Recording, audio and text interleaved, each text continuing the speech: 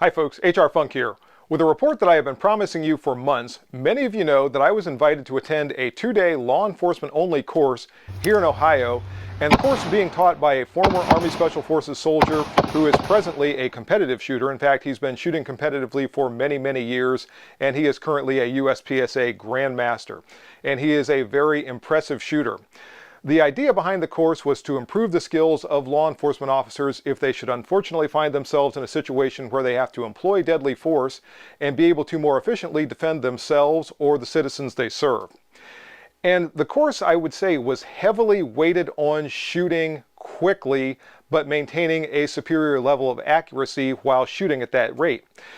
And there were a lot of skills and concepts that were discussed during the course of the 2-day training, but truthfully, I think it would take a lot more than 2 days to fully employ all of these skills and concepts that were presented during the course of the instruction.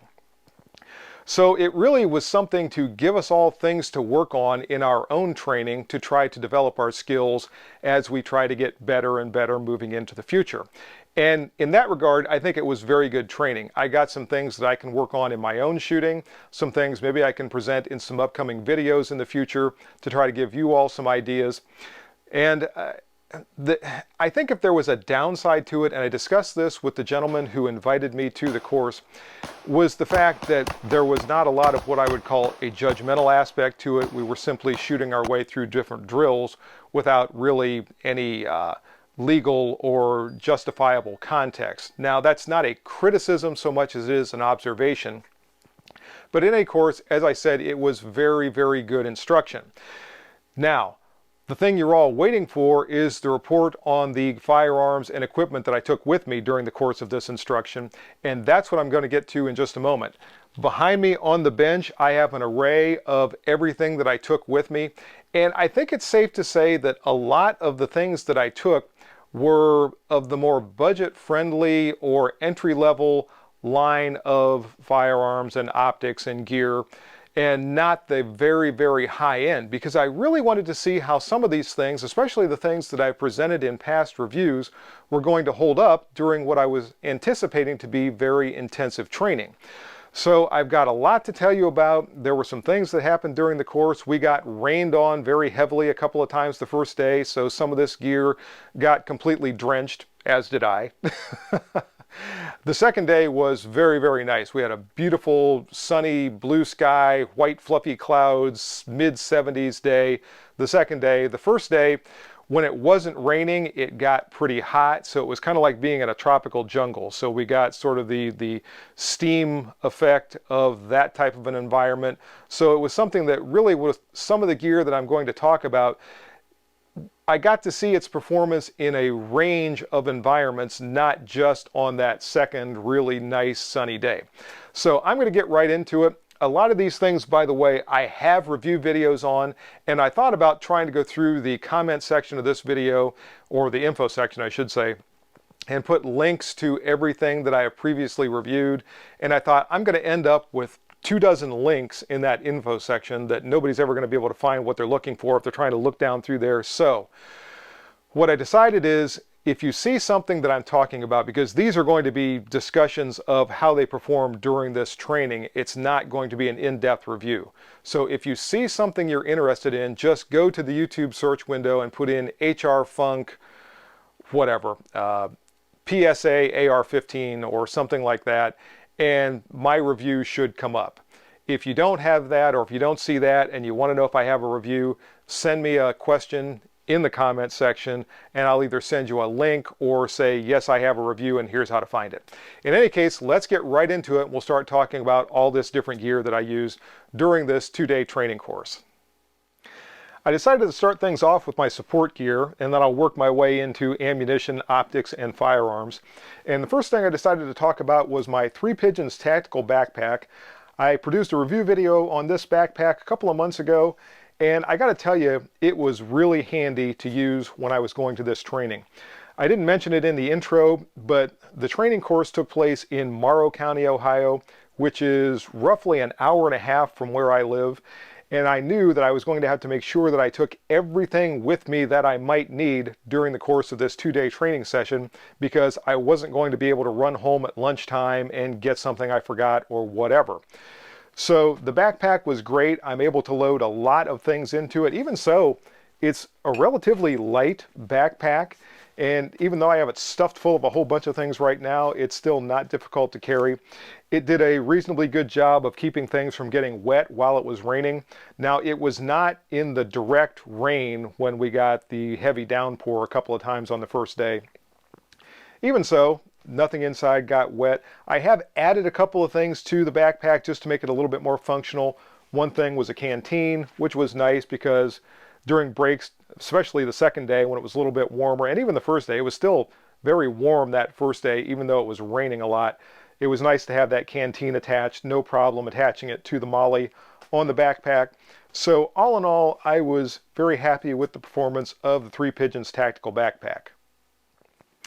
Eye and Ear Pro, and I'm going to start out with the Ear Pro and then spend a little bit more time on the Eye Pro as I go.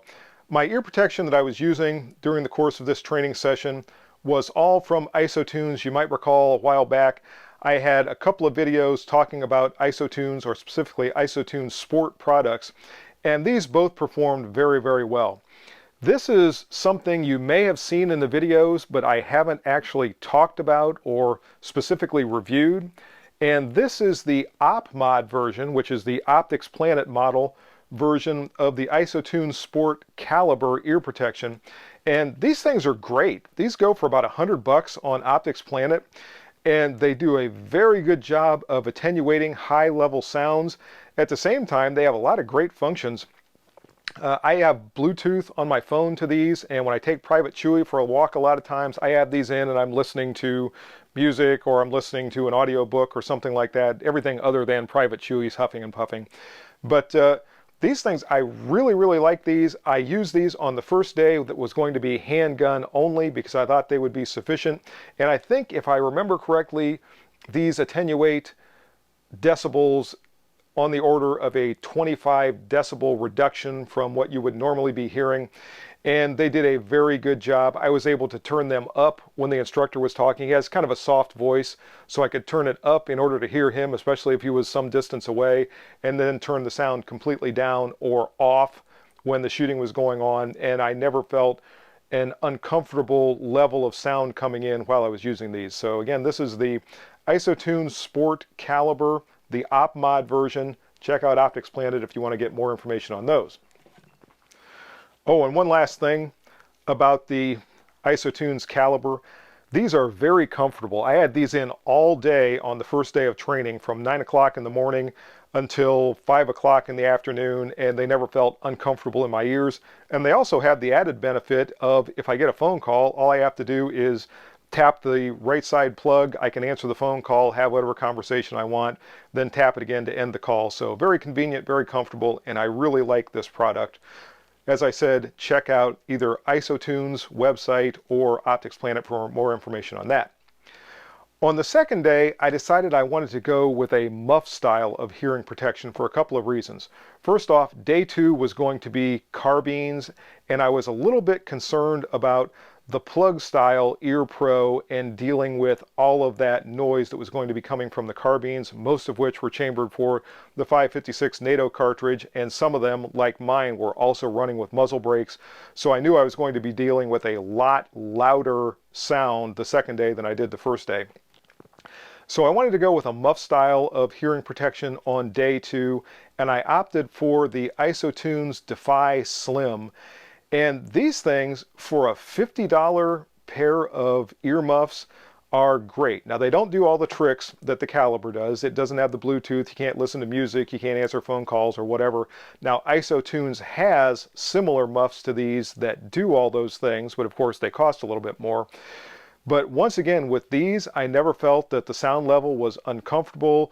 They have a simple on-off and volume switch here, so I was able to turn the sound up, turn the sound down, turn the muffs on and off, and all that very, very easily. Everything was very convenient.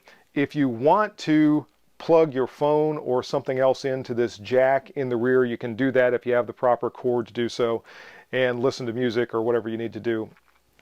I did not do any of that on day 2, but still the sound attenuation was very good, and the performance of these earmuffs, particularly for their price, was very, very good. For iPro, I was using the SSP Methow kit, and this is not an inexpensive set of shooting glasses, but they are very, very high quality. Now, if you've seen my previous reviews on these glasses, these are not the glasses with the magnifying lenses, because this training course, I think, is the first one that I've ever attended where I was exclusively using optics on both my handguns and my long guns. So I did not need, nor did I want, the magnifying lenses in these, but I did obviously want the eye protection. And one of the nice things with this kit is I have all the different color lenses that are very quick and easy to change. And I had a lot of differing light conditions, particularly on the first day, where we go from heavy cloud cover and rain to all of a sudden the sun would come out for a while and it would get bright. And I was able to, at different times, switch back and forth between some of these different colored lenses, and these are considered high definition lenses, by the way, to see not only how the lenses themselves performed in the different light conditions, but also how they performed relative to the different reticles that I had in the optics that I was using. Someday, if I can figure out a way to quantify this, I want to see if there's any difference in how quickly I can acquire a target with the different color lenses when using reticles that are different colors, either red or green. And I'm going to talk a little bit more about reticle color when I get to the optics. But the difficulty with a test or a video like that is really coming up with a way to measure it. If I can figure out a way to do that, I want to. But in general, I can tell you that having the different colors for the differing light conditions was very convenient. Now, all of these have an anti-fog coating. And what I noticed on that first day when we got that first heavy rain, actually when we got both heavy rains, and then later on it got very hot and steamy, I did get just a little bit of fogging on the inside of the lenses. And I noticed this especially, this is going to sound funny, but when I had the brim of my hat down low, it was holding all of that moisture or steam or whatever you want to call it, perspiration, because I was perspiring a lot, inside of the glasses, and that's when I noticed that fogging starting to occur.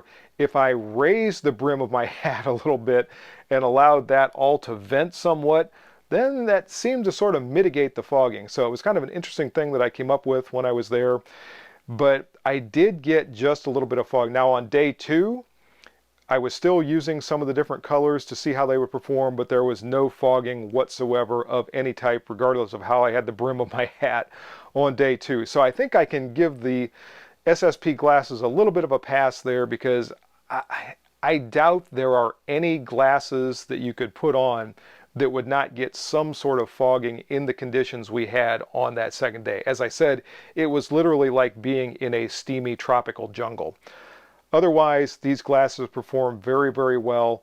And again, these are not inexpensive, but they are premium glasses and they give you premium performance. Next up is an item that I literally got just a couple of days before I was going off to this training, and that is the Black Scorpion Gear IDPA competition holster. And this holster is actually for a staccato. And I wanted to take the Tizosh B9R 1911 Carry DS, man, that's a long name, to this training and put it through its paces. And I needed a holster for it. These pistols will fit the same holster as a Springfield Armory Prodigy, and I could not find a Prodigy holster to save my life. Fortunately, the folks at Optics Planet managed to get me this one for a staccato, and it works sort of for the Carry DS. This is supposed to have a proper flashlight to fit inside of here. I did not have one of those flashlights, so the pistol more or less just sits in here, and it was adequate, but there's not anything really in the way of retention for it. Not the holster's fault, that's just the circumstances I was dealing with, so I made do. The holster itself, pretty nice quality. I love the way it attaches. It attached very quickly and easily. Let me pull this out of here and see if I can show you the attachment. I just used one of my old duty belts, And for any of you that are familiar with taser holsters, this attaches a lot like a taser holster. It just clips on there and snaps in place. So it's very quick and easy to get on and get off. And overall, for a sub $50 holster, I thought this did an okay job. The other handgun I wanted to use during the course of this training session was my recently acquired IWI Masada Tactical. And this handgun I literally acquired about a week and a half before I was going off to this training session. And with that little amount of time, I had to come up with a holster very, very quickly. And what I ended up using is a holster that I've had for a while. In fact, I have a couple of these. This is the Safariland 578 GLS Pro Fit holster. And these holsters will actually fit a variety of different handguns. A lot of the polyframe striker-fired handguns will work in these. And there is an adjustment right here to change the tension against the bottom of the pistol. And that really allows it to work with a lot of different firearms. But there is a retention system right here that has to be released in order to draw the handgun. And with just a little bit of adjustment, it worked very well with the Masada Tactical. And I'm going to try to put that there so it doesn't fall down. The holster itself attaches like most holsters. It takes a little bit of work to get it on there. You have to thread the belt through the back, and it doesn't slide very well. Once you get it in place, it works pretty well, but it does not go on as easy as that Black Scorpion Gear holster that I showed you a moment ago. But once you get it on there, it does give you some retention. Now, the draw with this particular holster, where you release the retention device, works pretty well most of the time. It is possible, and I had this happen to me a few times during the course of the training session. I would blow my draw. I would go to draw the pistol and not get that sufficiently pushed forward to be able to remove the pistol, and I would have to slow down, release it, and then come up and finish the drill, which truthfully is the same with just about any retention holster that I have ever used. It doesn't seem to matter how many times you practice a draw, and I have literally practiced thousands and thousands and thousands of draws with some of the holsters that I have had over the course of years. And even so, once in a while, you'll still go to draw it and you'll be moving too fast, or your hand won't be in quite the right position, or what have you, and you'll have that issue. Generally speaking though, I like this holster. These will also work for CCW use, and you can get them in sizes for smaller CCW type handguns. In fact, I've got another one of these that I use with my Masada 9S. It also works with my Springfield Armory Hellcat. So generally speaking, I like the holster. It's from Safariland, so it's a good brand name. It has, again, some of the characteristics that are shared with other retention style holsters, and it is a little more work than some other holsters to get on and get off, but otherwise pretty decent holster, and I enjoyed using it during the course of that training session. Real quick, I wanted to give a shout out to our own Skip Boyer. This is the magazine holder that he made me. And Skip, as you know, has Always Faithful Holsters. You can find him on Facebook. And this was actually made for Glock magazines, but what I found was when I loosened this retention screw just a little bit, the Masada magazines fit in there just fine. So this worked out very, very well. And Skip also made me a holster for the full-size Masada pistol, and I would have used that during the course of this training session, but the Masada Tactical has the threaded muzzle, and the holster that Skip made me has a closed end, so this was just a little bit too long to fit in that one. So that's why I ended up going with the Safariland holster. Another item I wanted to mention very quickly was my lubricant. No, I'm talking about Firearms lubricant. Get your minds out of the gutter. This is the lube that I have used forever, and I don't foresee myself ever using anything different. This is Mobil 1 synthetic motor oil. I have been using this stuff for probably about 20 years now. I virtually never experience a cycling issue when I'm using this lubrication, and I did not this past week. This stuff just works, and it's a fraction of the cost of a lot of firearm specific lubricants that are out there. I can get a quart of this for, what's it up to now, $8 or $10, something like that. And a quart lasts forever. I put it in these little bottles, use it for my ARs, I use it for my semi-auto pistols, I use it on the cylinder pin or the I can't think of it right now, inside of my revolvers. But basically, anywhere that I have firearms parts that move against each other, I use this stuff and it works great. It doesn't matter when the firearms get hot. It doesn't really seem to care about anything. Doesn't care about rain, nothing. It just works. So again, Mobil 1 synthetic Mobil oil. And people always ask me what the viscosity is. I think, if I remember right, this is 5W20. But literally, I buy the stuff so infrequently, it's hard for me to remember exactly what it is, because it does last a long, long time, as in years. Ammunition. I used 3 different types of ammunition during the course of this training session, 2 of which are represented here. All of the ammunition that I used was from House of Pain Munitions. I had 2 different 9mm loads. One was their 9mm 115 grain full metal jacket load that you see here. I also used some of their 124 grain poly-coated bullet ammunition. And I also, for the carbine, used 223 55 grain full metal jacket ammunition. And all of the ammunition ran just fine. The accuracy was good. I didn't have any issues. One thing I noticed with the poly-coated line, and if you saw my video last Saturday where I was reviewing the IWI Masada Tactical, you might have noticed this when I was shooting, is that poly-coated line, I don't know what powder is used, but it seems to have a lot of smoke. And I noticed that again when I was shooting down there this past week. It doesn't really hurt anything. It doesn't really cause a lot of soot or anything on the firearms themselves. Doesn't cause any functioning issues, but it's just smoky. The standard 9mm load doesn't seem to have that same level of smoke. The 55 grain FMJ 223 load, no issues whatsoever, ran just fine. And as I said, both of them were certainly accurate enough for what we were doing this past week.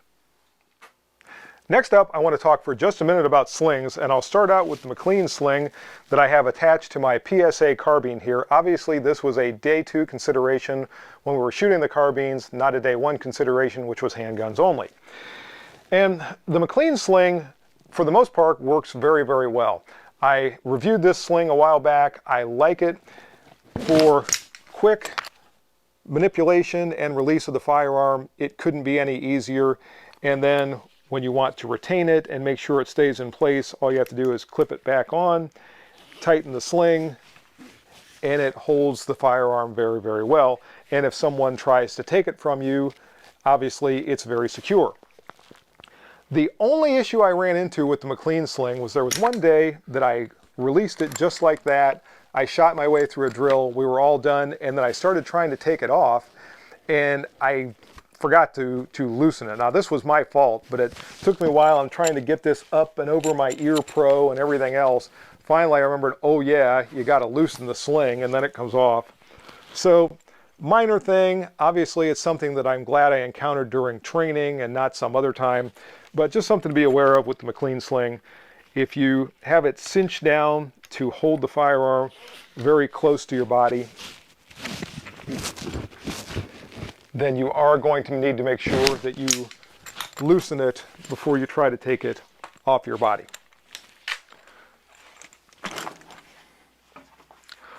On the Sub 2000, which was the other long gun that I took, I simply have a Magpul 2-point sling. Doesn't get any simpler than this. You just drape the thing over your body. The firearm hangs there. If you want to shoot, you can come up and shoot. And when you take it off, you just simply take it off. So these are extremely fast, simple. They don't have the retention function like the McLean sling does. And you can't cinch it up. You can't spin it around onto your back or anything like that.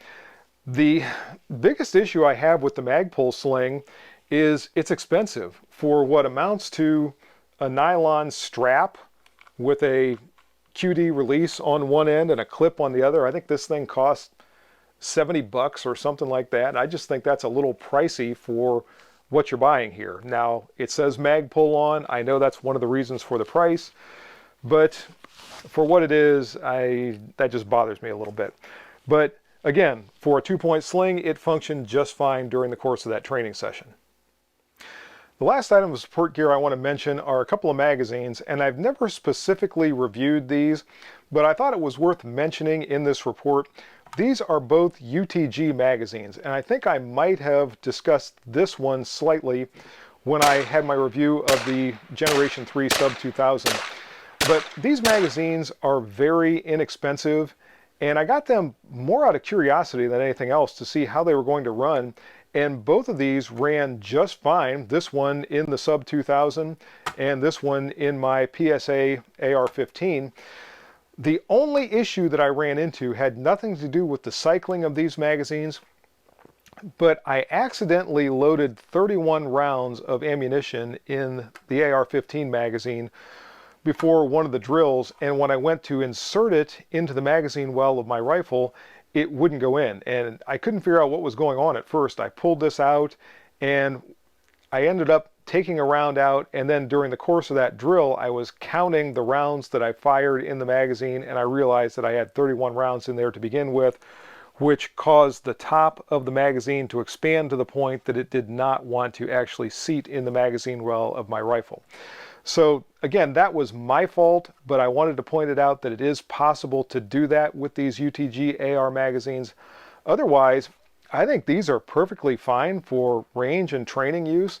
I don't know if I would rely on these for serious purposes, but the nice thing about them is they are inexpensive, so you can purchase a bunch of them to use for training or what have you, and keep your good magazines off to the side so they're not getting banged and going through wear and tear. Now, obviously, shoot your firearms with the carry magazines once in a while to make sure your functioning is still good and the magazine springs aren't starting to get weak or something like that. But otherwise, for the price of these UTG magazines, I think they make great training options. On we go to optics, and I used 3 different optics during the course of this training session. The first one I'm going to discuss is the Siley Wolf 2G that you see here in front of you. Obviously, it is mounted to my IWI Masada Tactical, and for what I'll call a budget optic, and these go for, I forget what, 125 bucks or something like that. This thing is fantastic. It worked very well during the course of that training session. It got drenched in rain on the first day. That didn't bother it a bit. It held zero. I never had any problems with it winking in and out or anything like that. It just worked great. Plus, this is the green reticle option of the Wolf 2 optic, and I used to think, and I mentioned this to somebody during the training session, I used to think that that whole red, green being superior to red for optics was nonsense, but there really is something to that, and the green reticles do show up, at least for my eyes, clearer, and they're easier to pick up than the red reticles. Siley uses what they call the STIG relief system, or STIG RS, and this optic has the clearest reticle of any handgun optic that I've ever used. So it's really, really impressive. And again, for the price of these optics, it's hard to go wrong. I was very impressed with the Wolf 2G during the course of this 2-day training session, and I don't think I'm going to be changing it out anytime soon. And I really think the Masada Tactical is going to become my training/teaching pistol, and I'm just going to leave the Wolf 2G on there. Next up is the Siley Cat Pro, and just like the Wolf 2 that you saw a moment ago, this just worked. It got drenched on the second day, later on in the second day, but basically got drenched just about as bad as the Wolf 2 did earlier in the day, and it didn't bother it one bit. It held zero, the reticle never blinked on and off or anything like that. The multi-reticle system of the Cat Pro is nice because it gave me an opportunity during the course of firing the different drills to try just the single dot and the circle dot. And once again, I came back to what I've more or less determined from previous shooting on my own, that for my eye, the circle dot just works better. It's easier to see. It was easier to track under recoil. I switched it over to just the single dot, and that did not work as well for me. The only thing I would like to see with the Cat Pro is I would like to see a green illumination for the reticle like we have in the Wolf 2G. Not that the red reticle is hard to see or hard to use, but the green reticle in the Wolf 2G is just so impressive that I would like to see that in the Cat Pro. So you folks at Siley, please make the Cat Pro with the green illuminated reticle and still maintain the multi-reticle system, and then send me one as quick as you can because I want to review that optic. But the Cat Pro performed very well during the course of that 2-day training session, and I have no issues with it at all. On we go to the first carbine optic that I'm going to discuss, and this is the Hilux MM2, and I'm not entirely certain Hilux is still selling these. On their website, they've been listed as being out of stock for a while, but I have a complete review on this that I performed a while back, and this thing is basically built like a tank. It works fine, it holds up to everything. There were no issues with it during the training. It is a simple red dot sight, so there's no circle dot or anything else. It's just a dot inside the tube.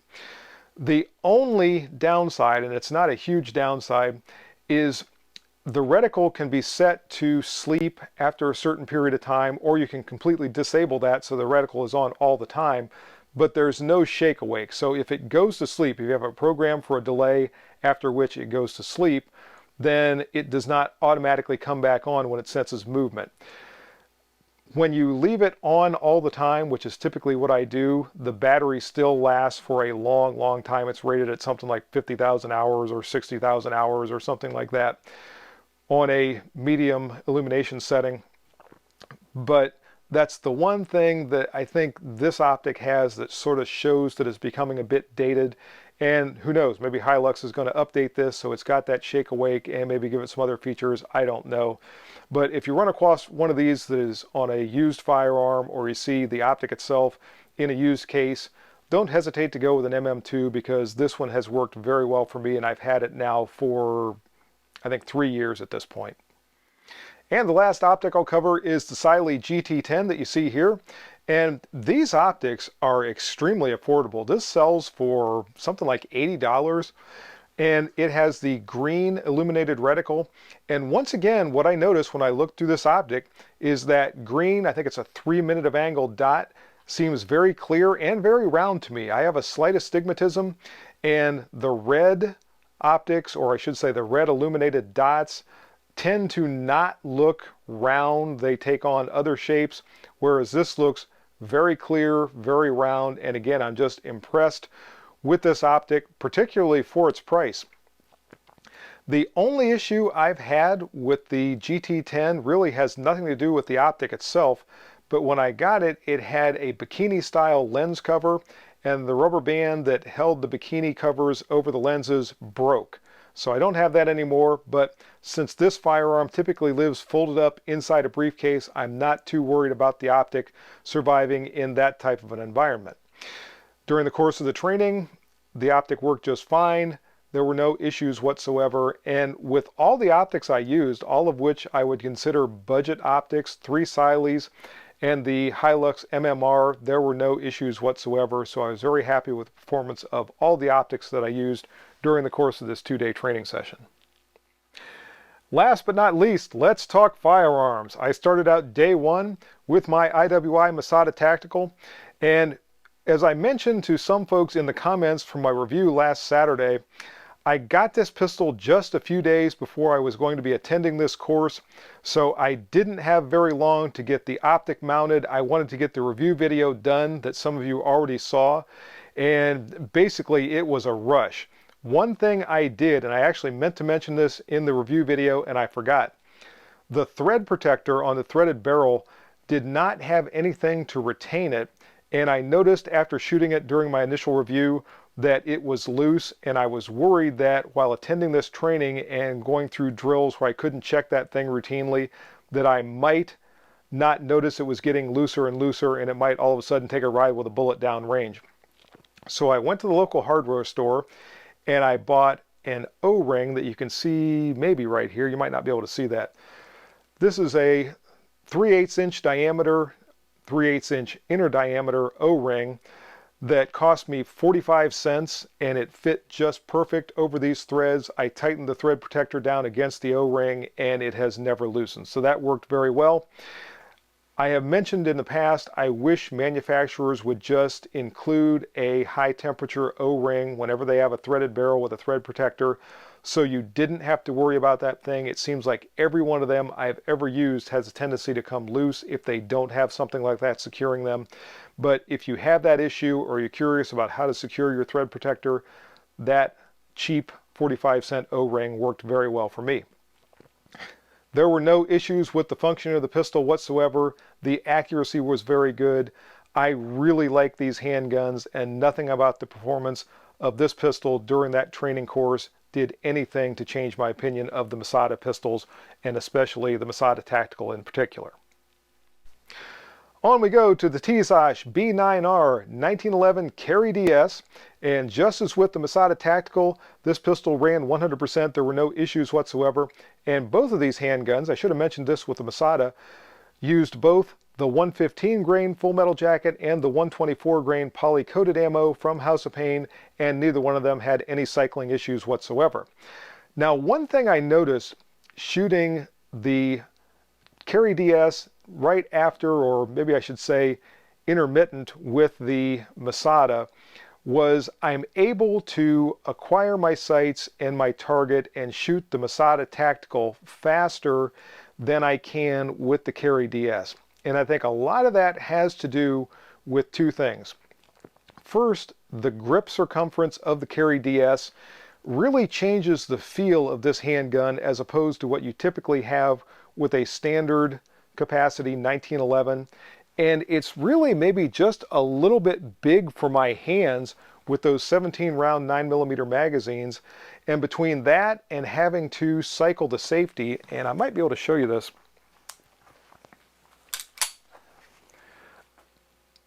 coming up and reaching that safety and keeping my thumb on top of there and keeping the grip safety depressed just makes a long reach for me, and it feels kind of awkward. Now, if I shot this pistol a lot, I would probably get used to that, but when I shoot this, let me grab the Masada again. Even now, that grip feels so much more comfortable to me. The Carry DS kind of feels like I'm holding on to a brick, truthfully, trying to wrap my fingers around there. And I don't have particularly small hands, but that just feels so much more comfortable. And I have the large back strap on the Masada Tactical.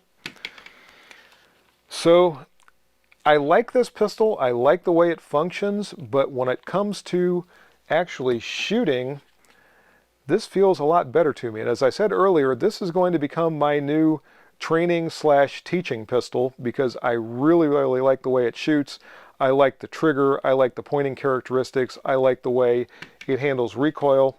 Not that this is a bad pistol, and maybe someone with larger hands would be able to shoot it better than I can shoot it, but of the two in that course, this one worked better for me.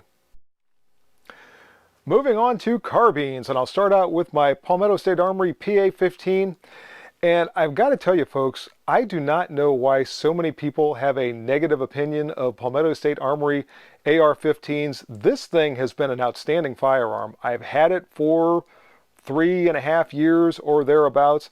I've never had a malfunction with it. It is certainly accurate enough for anything I want to do with a firearm like this, and there was nothing that happened during the course of this training session that changed my opinion of it.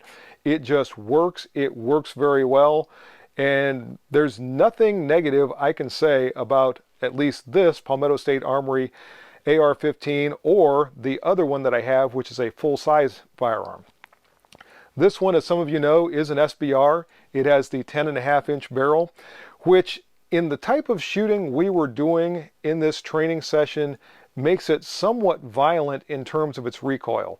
Because it is so short, because there is so much muzzle blast coming out, and the pressure coming through the gas system is a much higher level of pressure or level of gas because it is being tapped off sooner on the barrel and the pressure has not dropped off as much as it has in the longer barrel.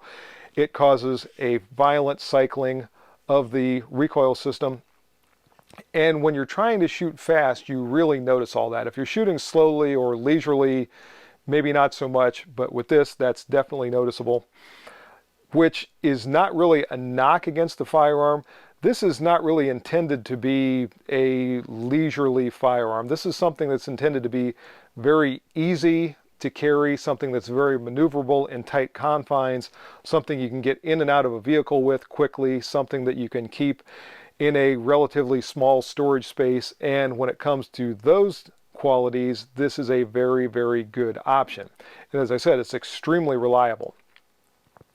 No issues with the accuracy or anything else. Now, I have added quite a few things to this carbine over the years that I want to talk about.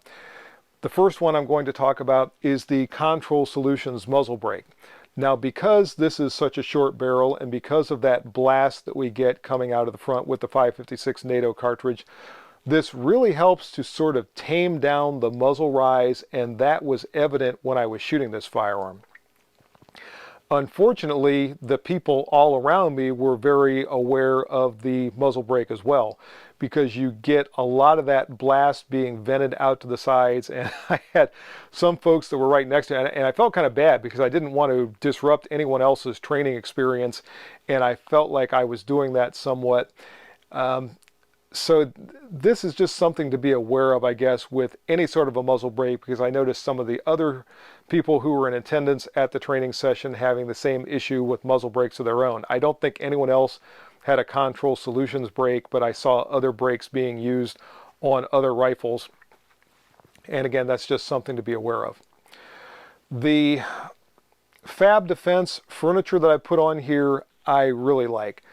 I like this buttstock. I like the shape of it. I like the fact that I can store an extra 10-shot magazine in there. This rubber butt pad works very well. It keeps this sticking to my shoulder. It rotates into place quickly, so I like this. It's quick to adjust. So no issues with the Fab Defense buttstock at all. The pistol grip is very, very comfortable. The more I use this, the more I like it.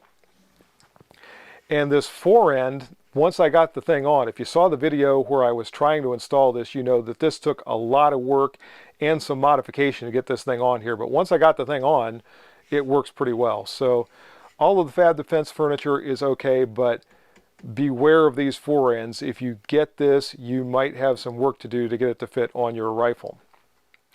Another addition I made to this firearm can be seen right here. It is the AR Tactical Folding Stock Adapter. And there were no issues caused by this. As I said, there were no cycling issues at all with this firearm. So I know some folks were a little concerned about what might happen, but no problem at all with the functioning. The only thing that I noticed with this, actually there were two things I noticed. First off, the additional length of the adapter, which is, I forget, it's a little over an inch, maybe 1.25 inches. Does cause a little bit of difference with where you're going to put your buttstock, just to make sure you get the length that you want. Not a big deal as long as you have a buttstock that you can adjust. The other thing I noticed had to do with when I have this on the sling with that McLean sling and I have it up tight to my body, this portion of the stock adapter right here grinds against my collarbone and it's kind of uncomfortable. So if you're wearing a tactical vest or something like that, you're never going to notice it. But if you're wearing it over a t-shirt like I was, that was something that I did come across that was not all that great. The great thing about this, though, is when it comes to keeping it in my case that I have right here, when this was in its original pistol form with the brace and the standard A2 flash hider, it just fit inside here. It just barely, but it fit inside this case. When I added the Control muzzle brake and the adapter, I cannot put it in the case. It will not fit. In fact, had I used just the standard receiver extension tube and not added the folding stock adapter, this would not fit in the case with the Control muzzle brake. But because I have this, it fits in my case again with no problem whatsoever, and I even have room to spare. So I'll spin this around so you can see it, or at least I'll try to. There you go. And you can see it fits in that case folded up with no problem whatsoever, but it's also instantly available. If I need it, I just fold the stock back into position, charge the chamber, and the rifle is ready to use. And the final firearm to go with me this past week was the Kel-Tec Gen 3 Sub 2000. It was interesting because some of the attendees at this course were not familiar with the Sub 2000, to include the instructor. He was not familiar with it. He shot it during one of the breaks between sessions. Some of the other folks were asking questions about it. And the Sub 2000 performed very well. As I said earlier, there were no malfunctions of any sort. This also cycled both types of House of Pain ammunition, both the 115 grain FMJs and the 124 grain poly-coated bullets. It worked very, very well. The accuracy was certainly acceptable. Something I noticed, and I can't quite explain this, and it's something I might have to explore in a future video. I was not able to shoot the Sub 2000 quite as quickly as I could shoot the AR SBR. And I don't know if that has something to do with the cycling rate of the Sub 2000. I don't know if it has something to do with the trigger or maybe the recoil characteristics. But again, I might have to explore that in the future. But for something that I can store literally in a backpack, and I'll do that momentarily, and have it available as quickly as I can deploy the Gen 3 Sub 2000, I really like this firearm. This is another one that seems to get a lot of criticism. People seem to think that they're going to fall apart or whatever. This is my second Sub 2000, the other one you saw in the original review video of this firearm, and that's a Gen 2 Sub 2000. Both of them work just fine. This one has never had a cycling issue of any kind. It was certainly durable enough for the things we were doing this week, and I'm looking forward to continuing to shoot it for a long, long time. And just to demonstrate what I mentioned a moment ago, I have brought out my standard issue briefcase, and we can fold this up. In it goes to the briefcase, the sling in there.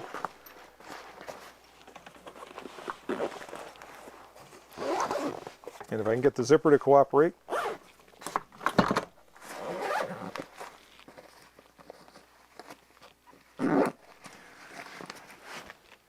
And off we go with the Sub 2000 in the briefcase.